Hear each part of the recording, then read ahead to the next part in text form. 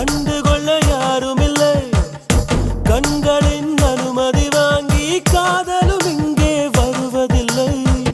தூரத்தில் தெரியும் வெளிச்சம் பாதைக்கு சொந்தமில்லை. மின்னலின் ஒளியை பிடிக்க மின்மினி பூச்சிக்கு தெரியவில்லை. விழி உனக்கு சொந்தமடி, வேதனைகள் எனக்கு சொந்தமடி. அலை கடலை கடந்த பின்னே நுழைகள் மட்டும் கரைக்கே சொந்தமடி. நீ கண் பேசும் வார்த்தைகள் புரிவதில்லை. காத்திருந்தால் பெண்